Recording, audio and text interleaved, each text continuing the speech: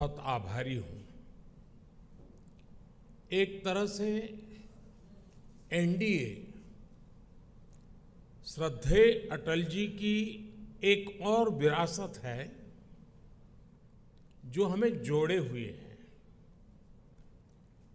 NDA के निर्माण में आडवाणी जी ने भी बहुत अहम भूमिका निभाई थी और वो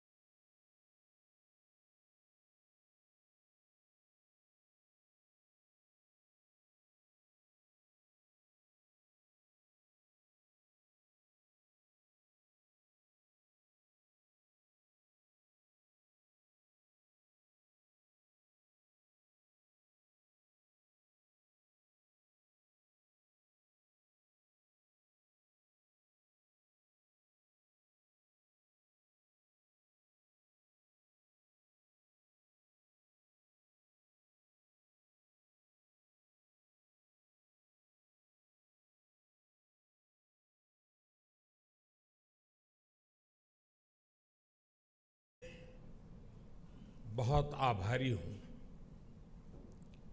एक तरह से एनडीए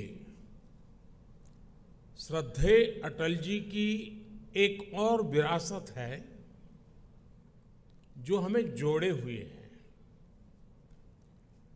एनडीए के निर्माण में आडवाणी जी ने भी बहुत अहम भूमिका निभाई थी और वो आज भी हमारा मार्गदर्शन कर रहे हैं। हमारे प्रकाश सिंह बादल जी हों,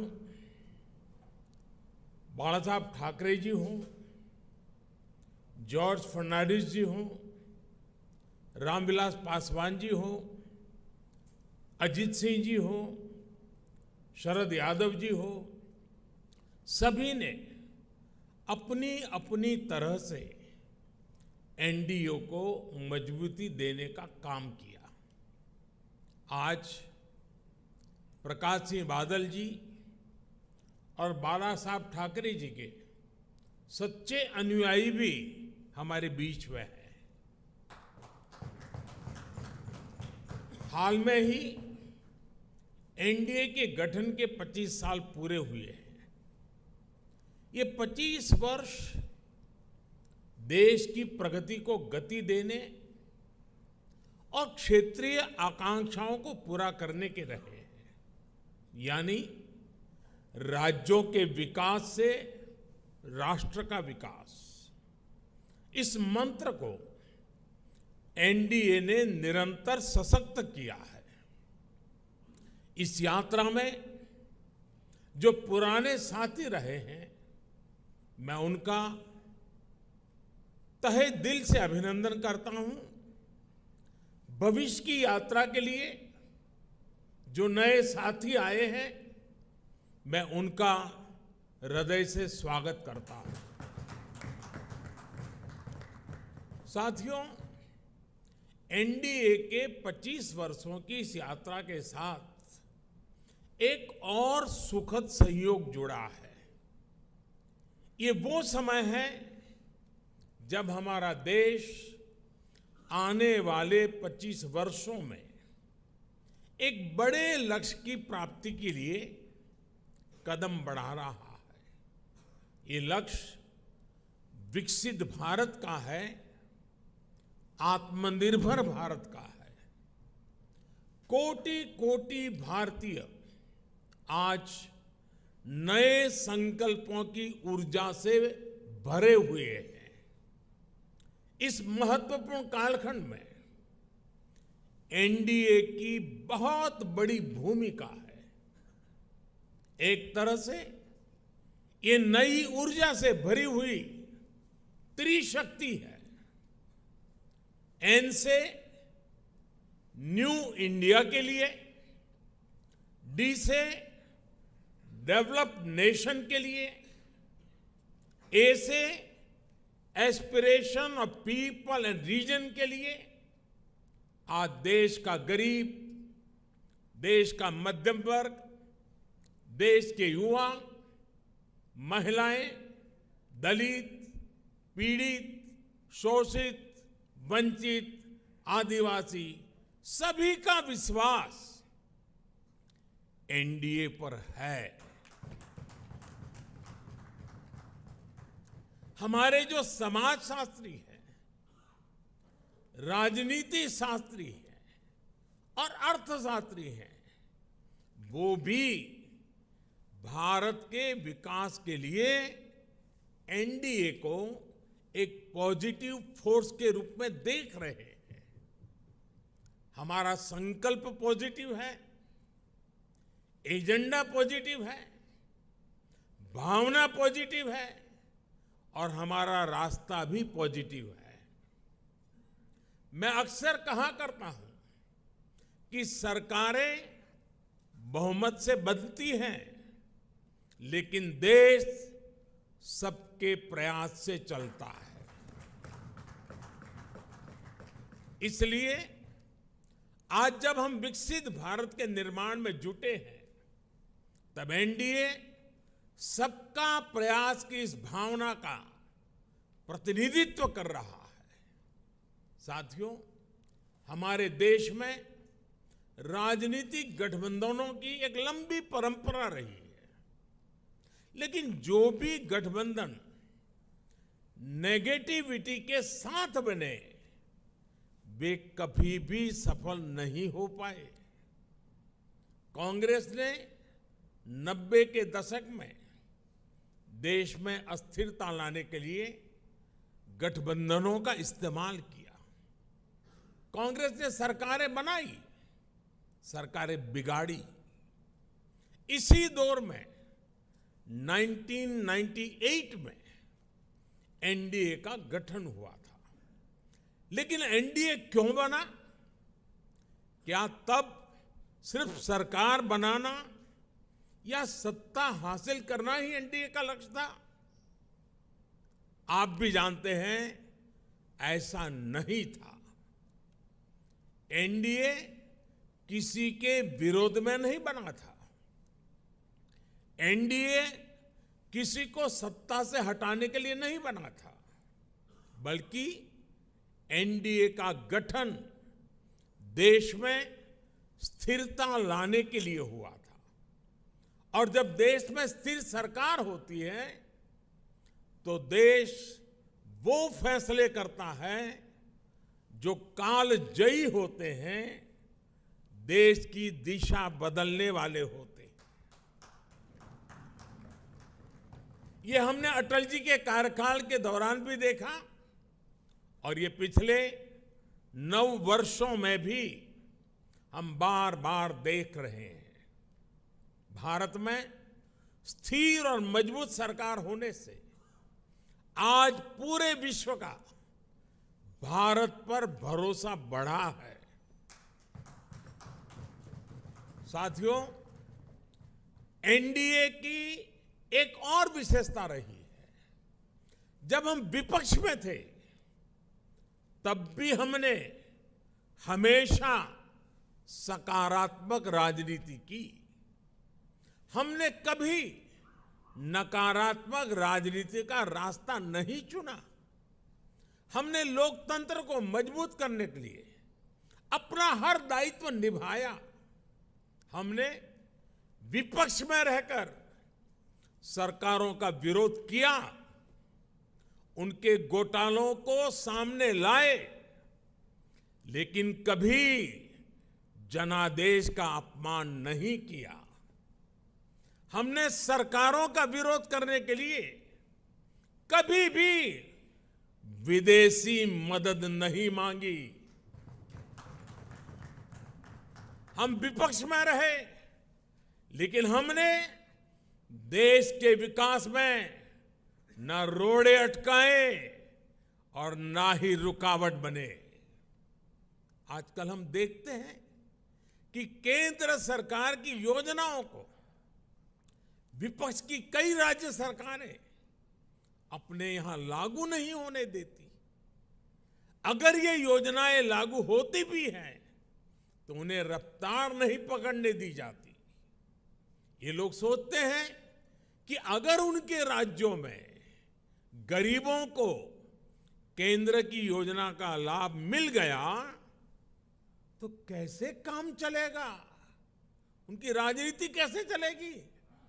मुझे याद है, गरीबों के घर के लिए, हर घर जल के लिए, आयुष्मान भारत योजना के लिए कितनी ही बार विपक्ष के मुख्यमंत्रियों को मुझे चिट्ठियां लिखनी पड़ती है, लेकिन ये लोग गरीब के कल्याण को भी राजनीतिक नफा नुकसान से ही तोलते रहे।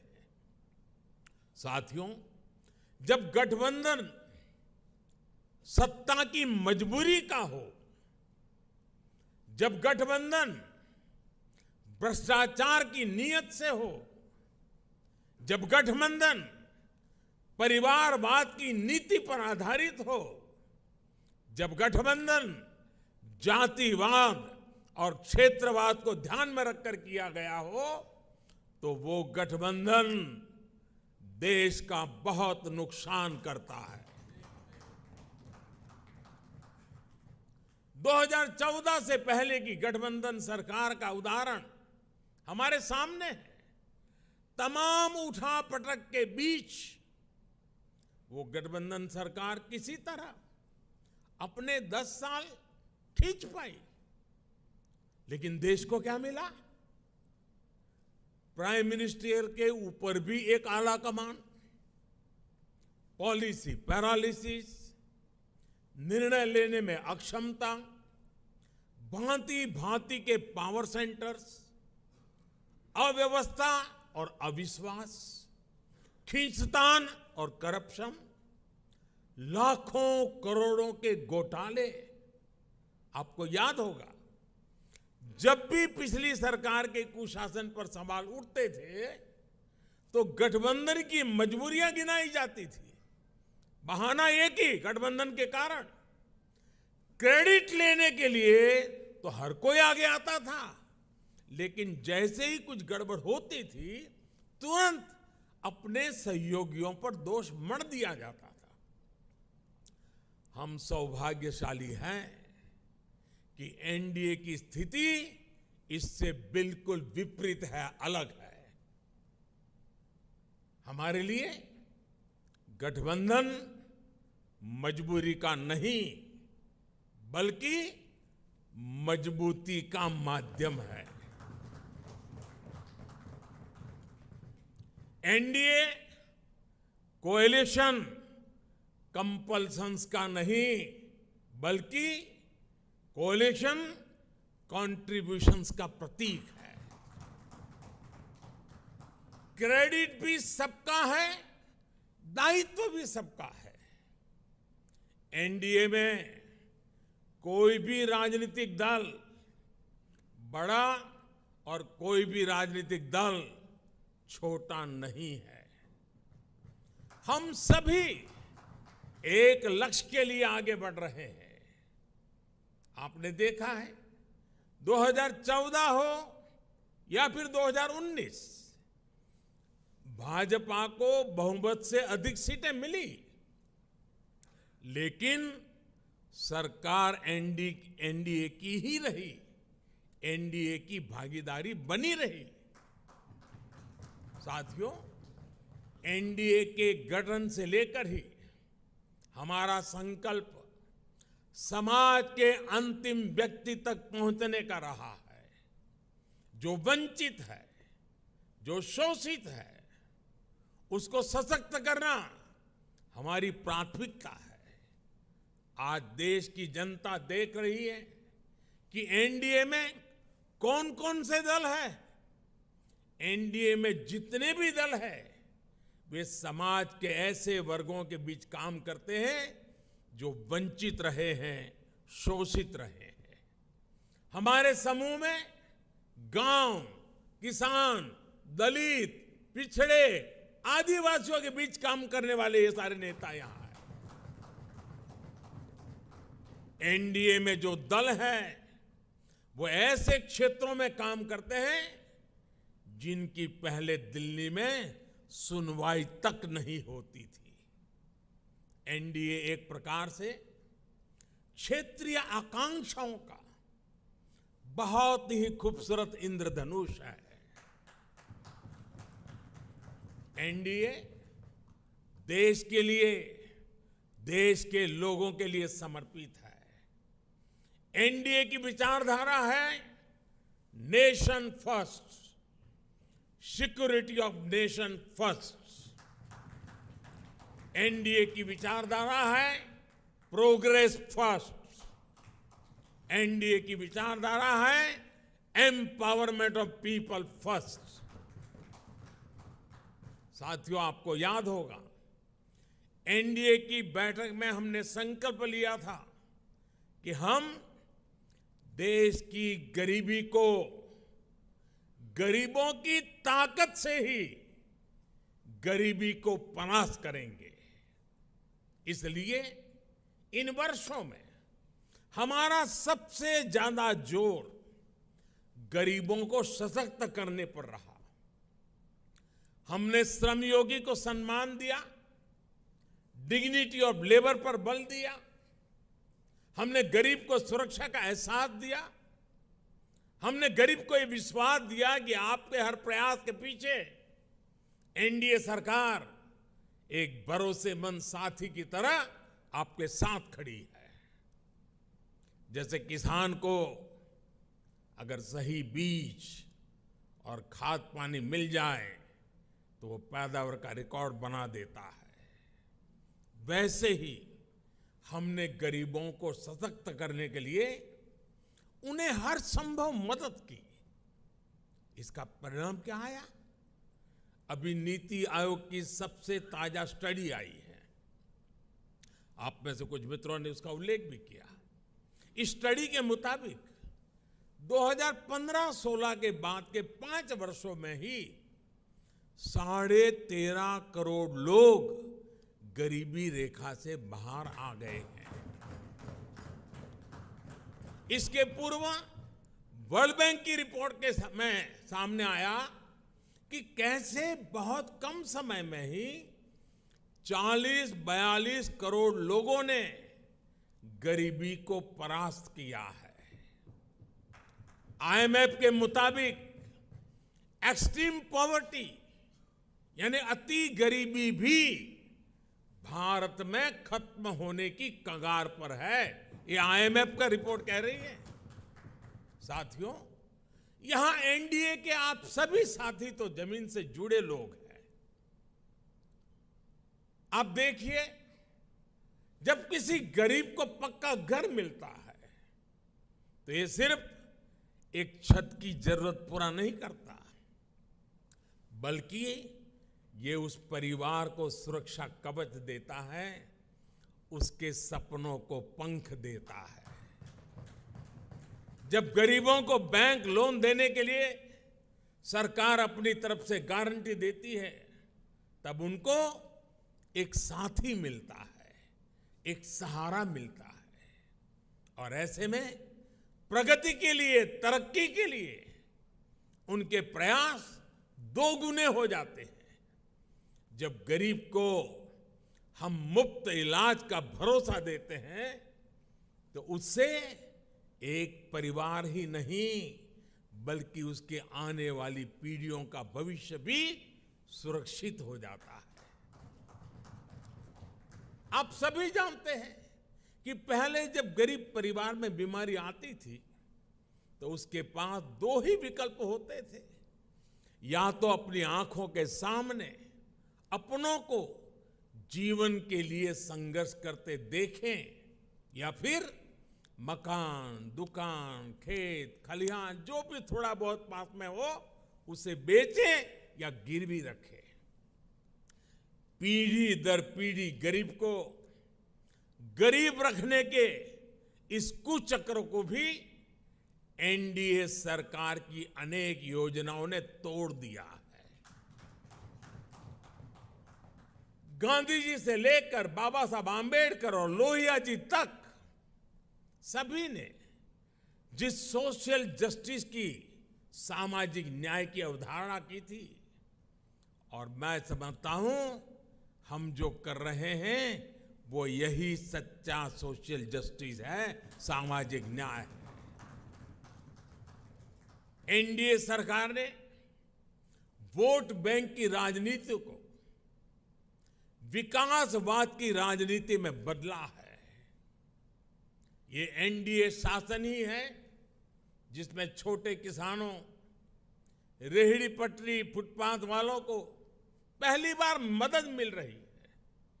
हमारे विश्वकर्मा साथियों को भी पहली बार ये विश्वास मिला है कि उनके लिए भी कोई सरकारी योजना बन सकती है।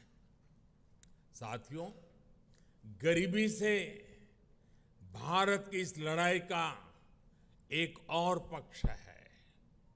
आप सब ये भी जानते हैं कि पहले हमारी माताओं बहनों के नाम पर प्रॉपर्टी खरीदने का चलन कम ही था। वे एक प्रकार से घर के, समाज के आर्थिक फैसलों से कटी हुई थी। देश की आधी आबादी और परिवार को चलाने वाली ताकत का जब ये हाल हो तो गरीबी से पार पाना आसान कैसे हो सकता था। अब जब बहनों के नाम बैंक अकाउंट खुले, उनके नाम पर घरों की रजिस्ट्री हुई, उनके नाम पर ऋण मिलने लगे, तो एक नया सामर्थ्य समाज में पैदा हुआ। मुद्रा योजना की सबसे बड़ी लाभार्थी हमारी बहनें हैं। स्टार्टअप इंडिया की सबसे बड़ी लाभार्थी हमारी बेटियां हैं। जो देश में 9 करोड़ स्वयं सहायता समूह बने हैं, उनकी सबसे बड़ी लाभार्थी गांव में रहने वाली दलित, पिछड़े, आदिवासी समाज की बहनें हैं। मैं पिछले दिनों मध्य प्रदेश गया था, एक आदिवासी गांव में गया था। वहां ये स्वयं सहायता समूह की आदिवासी बहनों से मिलना हुआ। जितने समूह थे उन्होंने कहा अब तो हमारी पहचान है, हम लखपति दीदी हैं। हमारा कारोबार इतना है कि आज हम लखपति बन गए हैं। ये बहुत बड़ा परिवर्तन है साथियों, एनडीए सरकार ने महिलाओं के कल्याण को, उनकी तकलीफ कम करने को सर्वोच्च प्राथमिकता दी है। जब घर में टॉयलेट बना तो बहनों को सम्मान और सुरक्षा दोनों मिला। जब नल से जल आया, गैस का सिलेंडर आया, तो उनकी परेशानी कम हुई, उनके समय की बचत हुई। इस समय को वो अपने परिवार की आय बढ़ाने में उपयोग कर रही है। ये सिर्फ गरीबी से बाहर निकलने का प्रयास नहीं है, बल्कि वुमेन लेड डेवलपमेंट का रास्ता है जिसे एनडीए सशक्त कर रहा है। आज डिफेंस से लेकर माइनिंग तक हर सेक्टर को बेटियों के लिए खोल दिया गया है। देश को पहली आदिवासी महिला राष्ट्रपति देने का सौभाग्य एनडीए को मिला है। साथियों, 9 साल में हमने केवल एक लक्ष्य के साथ काम किया है कि हम देशवासियों का, खासकर गरीब और वंचित का जीवन बेहतर बना सके। मैं चाहूंगा कि जो लोग एकेडमिक्स से जुड़े हैं, गवर्नेंस स्टडीज से जुड़े हैं, वो इस दिशा में रिसर्च करें। किसी भी सरकार का फ्यूचर विजन क्या है, स्केल ऑफ वर्किंग क्या है, स्पीड ऑफ वर्किंग क्या है, उसकी वर्क स्पिरिट क्या है, इसका मूल्यांकन किया जाए। इन सभी पैरामीटर्स पर एनडीए सरकार का काम न केवल असाधारण साबित होगा बल्कि एक मॉडल के तौर पर उभरेगा। हम केवल आज की जरूरतों के लिए काम नहीं कर रहे हैं, हम आने वाली पीढ़ियों के भविष्य को भी सुरक्षित बना रहे हैं। मैं आपको एक उदाहरण देता हूं। हमारे लिए बहुत आसान था कि आजादी के 75 साल पूरे होने पर हम भी कोई स्मारक बना देते, दिल्ली में कोई ऐसी इमारत अपने नाम पर खड़ी कर देते थे या कोई मूर्ति लगवा देते। लेकिन हम देश के कोने कोने में 1 लाख अमृत सरोवर बना रहे हैं। हमारा स्केल, हमारा स्पीड, हमारी स्पिरिट और इसकी वजह से हमारे काम का स्कोप ये अभूतपूर्व है। हम विकास भी कर रहे हैं और विरासत को भी सहेज रहे हैं। हम मेक इन इंडिया पर भी बल दे रहे हैं और पर्यावरण की रक्षा भी कर रहे हैं। साथियों, हमारी नीयत साफ है, नीति स्पष्ट है और निर्णय ठोस है। एनडीए सरकार ने बीते 9 वर्षों में भ्रष्टाचार के हर रास्ते को बंद करने के लिए हर संभव प्रयास किए हैं। पहले सत्ता के गलियारों में जो बिचौलिए घूमते थे, हमने उनको बाहर कर दिया है। हमने टेक्नोलॉजी की मदद से लीकेज की हर संभावनाओं को दूर किया है। जनधन, आधार, मोबाइल, इसकी त्रिशक्ति से हमने करोड़ों फर्जी लाभार्थियों को गरीबों का हक छीनने से रोका है। आप सोचिए, देश में करीब करीब 10 करोड़ ऐसे फर्जी लाभार्थी थे जिनका जन्म ही नहीं हुआ था और जिन्हें सरकारी मदद जा रही थी। ये पैसे मेरे किसी गरीब भाई बहन के थे, किसी आदिवासी के थे, किसी पिछड़े और दलित साथी के थे। ये एनडीए सरकार है जिसने गरीब से हो रही इस लूट को बंद किया है। इन 9 वर्षों में 30 लाख करोड़ रुपए, यह आंकड़ा छोटा नहीं है, 30 लाख करोड़ रुपए डायरेक्ट बेनिफिट ट्रांसफर डीबीटी के जरिए सीधे लाभार्थियों के बैंक खातों में पहुंचे हैं। ऐसा करके हमने गरीबों का कम से कम 3 लाख करोड़ रुपया गलत हाथों में जाने से बचाया है। साथियों, लोकतंत्र में राजनीति अलग अलग विजन को देश के सामने रखने का एक माध्यम होती है, लेकिन हर विजन का, हर विचारधारा का मकसद एक ही होता है, गुड गवर्नेंस और देशवासियों की सेवा। पॉलिटिक्स में प्रतिस्पर्धा हो सकती है, लेकिन शत्रुता नहीं होती। आखिरकार हम एक ही देश के लोग हैं, एक ही समाज का हिस्सा है। लेकिन दुर्भाग्य से आज विपक्ष ने अपनी एक ही पहचान बना ली है, हमें गाली देना, हमें नीचा दिखाना। बावजूद इसके हम एनडीए के सभी साथियों ने हमेशा देश को दलों के हित से ऊपर रखा है। हमने राजनीतिक सौहार्द और शालीनता को बनाए रखने के लिए प्रयास किए हैं। ये एनडीए सरकार ही है जिसने प्रणब दा को भारत रत्न दिया, जो जीवन भर कांग्रेस में रहे थे, लेकिन हमें उन्हें ये सम्मान देने में संकोच नहीं किया। ये एनडीए सरकार ही है जिसने मुलायम सिंह यादव, शरद पवार, गुलाम नबी आजाद, तरुण गोगोई, एमसी जमीर, मुजफ्फर बेग, ऐसे अनेक नेताओं को जो राजनीतिक दृष्टि से हमारे साथ नहीं है, हमारे खिलाफ है, हमने पद्म सम्मान दिया है उन लोगों को। ये नेता भी कभी बीजेपी या एनडीए में नहीं थे, लेकिन हमने देश सेवा में उनके लंबे योगदान को स्वीकार किया, उसे सराहा, उन्हें सम्मानित किया। लोकतंत्र की ये मूल भावना एनडीए की कार्यशैली में आपको हर जगह दिखेगी। इस समय भारत G20 समिट को होस्ट कर रहा है। इससे जुड़े आयोजन देश के हर राज्य में, हर हिस्से में हो रहे हैं।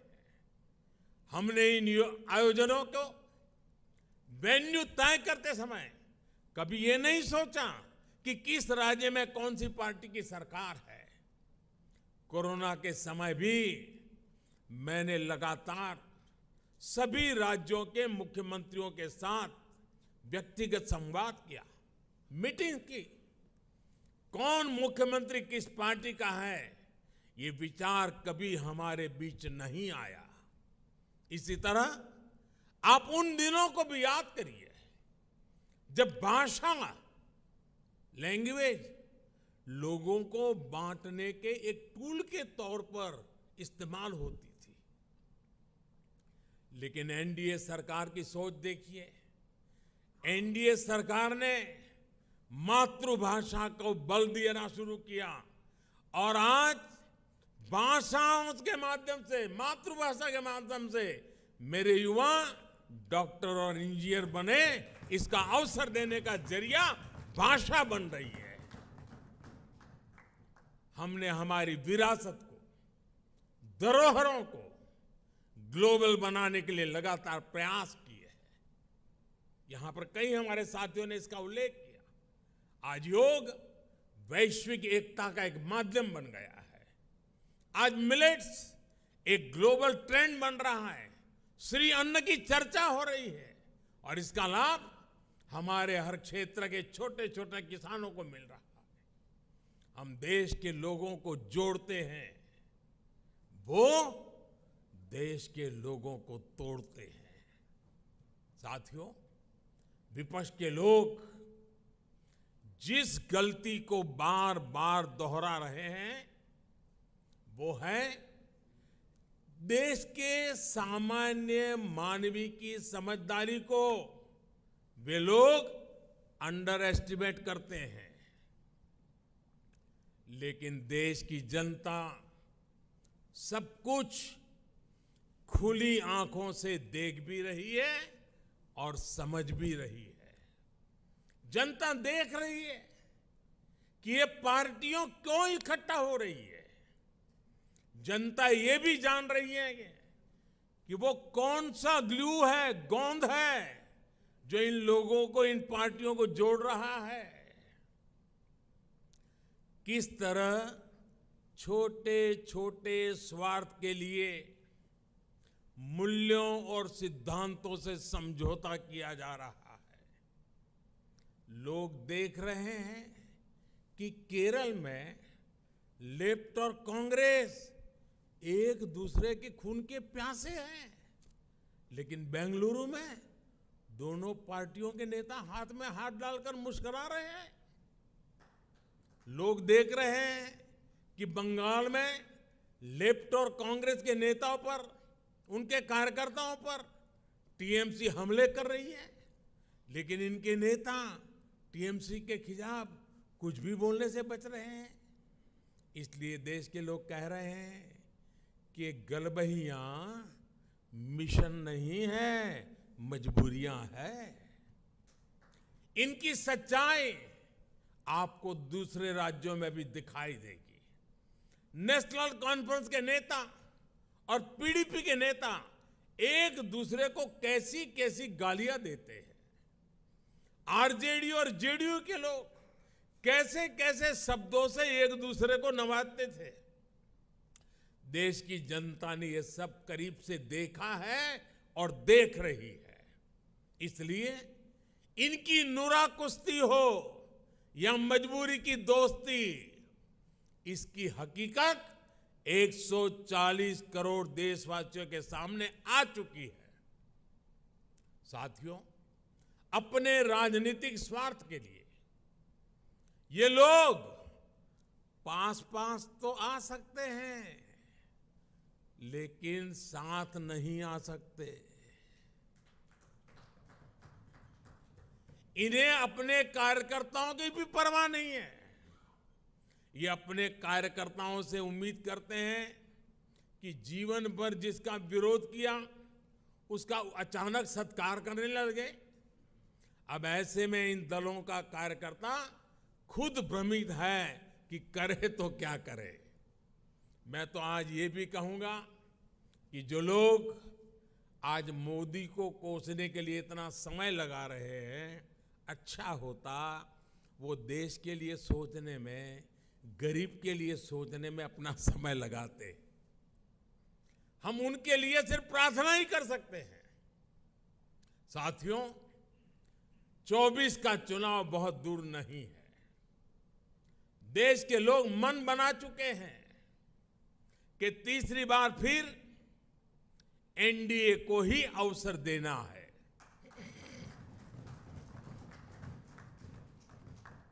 देश का मन आप जानते हैं, लेकिन विदेश का मन भी बहुत कुछ संकेत दे रहा है। आमतौर पर जब भी किसी देश में चुनाव का समय निकट आता है तो उसका बहुत बड़ा असर उसके वैश्विक संबंधों पर भी होता है। हर एक को लगता है कि भाई अब तो चुनाव का वर्ष है, अभी इस सरकार के साथ अभी रहने दो, एक बार चुनाव हो जाए, नई सरकार आएगी तब सोचेंगे। स्वाभाविक है।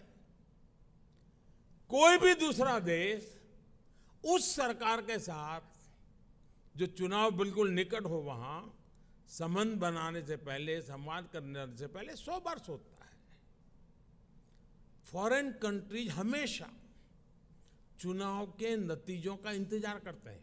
लास्ट ईयर जब होता है तो सोचते हैं कि भाई एक बार चुनाव नतीजा आ जाना तो फिर देखेंगे। जो सरकार जाने वाली होती है उस पर कोई भी देश अपना टाइम और एनर्जी इन्वेस्ट नहीं करना चाहता। लेकिन इस समय भारत का मामला कुछ अलग है। सबको पता है कि हमारे यहां कुछ महीनों में चुनाव होने वाले हैं, फिर भी अनेकों महत्वपूर्ण देश, चाहे अमेरिका हो, फ्रांस हो, ऑस्ट्रेलिया हो, जापान हो, यूएई हो, यूके हो, सब एनडीए सरकार के प्रतिनिधियों को इनवाइट कर रहे हैं। तमाम देश भारत को मान और सम्मान दे रहे हैं। कितने ही देश भारत के साथ बड़े बड़े और वो भी दूरगामी समझौते कर रहे हैं। ऐसा इसलिए क्योंकि वो भी जानते हैं कि भारत के लोगों का भरोसा एनडीए पर है। यानी भारत में जनमत किसके साथ है, ये दुनिया के देशों को भी पता है। साथियों, एनडीए का विस्तार सिर्फ संख्या या भौगोलिक विस्तार का नहीं है। ये भारत एनडीए का जो विस्तार है, ये हमारे प्रति विश्वास का दायरा भी बढ़ा रहा है। जनता एनडीए की हिस्ट्री और केमिस्ट्री दोनों को देख रही है। तभी तो हमारा गणित भी बड़ी आसानी से जुड़ता है। आप देखिए, 2014 में एनडीए को देश ने लगभग 38% वोट दिए थे 2014 में, लेकिन 2019 में हमारे देश सेवा भाव को देखते हुए देश ने हमें 45% वोट दिए। और आपको जानकर के खुशी होगी, इनमें 225 से अधिक सीटें ऐसी थी जो हम जीत करके आए, 225 से अधिक सीटें जहां 50% से अधिक वोट शेयर एनडीए को मिला है। एनडीए का हर सहयोगी जो मेहनत कर रहा है, उससे तय है कि 24 में एनडीए का वोट शेयर 50% से भी ऊपर जाएगा।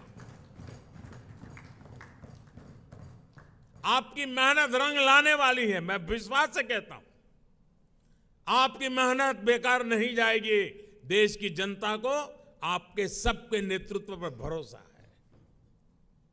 पूरे देश में हमारे अनेक साथी एक बड़ी ताकत बनकर उभरेंगे। हम हर भूभाग, हर वर्ग, हर समाज को विकसित भारत के मिशन से जोड़ेंगे। साथियों, हमें विकास के मुद्दे पर ही जनता के पास जाना है। हमारा एक ही लक्ष्य है, विकास, भारत का विकास। भारत के कोटि कोटि लोगों की आशा आकांक्षा ही हमारा एजेंडा है। हम पूरी शक्ति लगा देंगे, हम मेहनत करेंगे, ईमानदारी से काम करेंगे, और यही हमारी गारंटी है। और लाल किले से मैंने कहा था, यही समय है, सही समय है।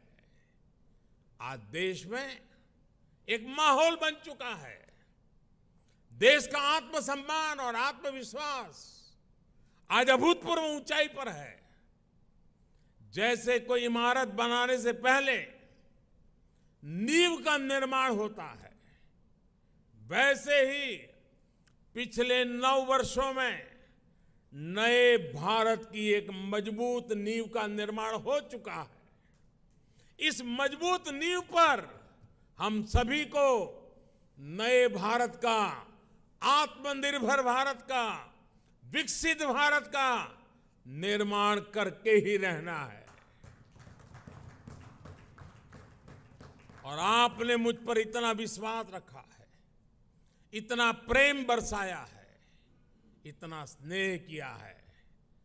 मैं आपको विश्वास दिलाता हूं और आपके माध्यम से मैं देशवासियों को विश्वास दिलाता हूं कि मैं अपने परिश्रम में, अपने प्रयासों में कहीं कोई कमी नहीं रहने दूंगा।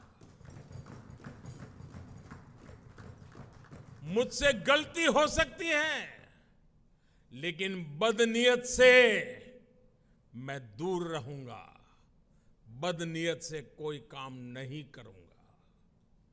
और साथियों, मेरा जीवन आप देखते हैं, देश देख रहा है। मेरे शरीर का हर कण, मेरे समय का हर क्षण देश को ही समर्पित है।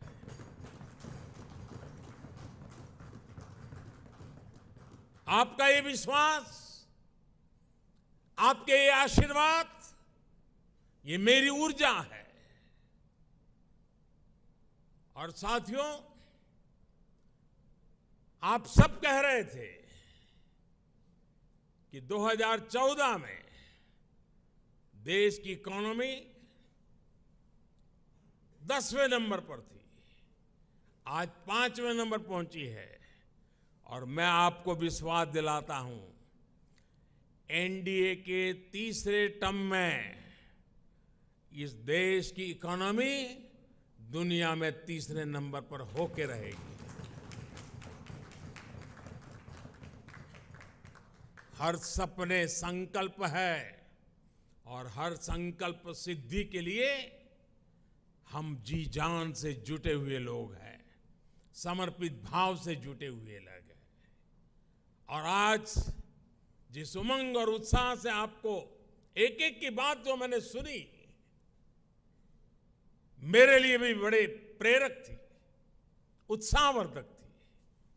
आपका विश्वास, विजय का विश्वास, जन सामान्य की सोच को बखूबी व्यक्त करने का आपका तरीका वाकई प्रभावित करने वाला था। मैं मानता हूं कि 25 साल की यात्रा की आज की ये महत्वपूर्ण बैठक, 25 साल बाद देश जब 100 साल की आजादी मनाएगा, हमारे सामने भी 25 साल का नक्शा है दोस्तों। देश जब अमृत महोत्सव मना रहा है तो हमें सेवा करने का मौका मिला है। और आप लिख के रखिए, यही लोग हैं, यही लोग हैं।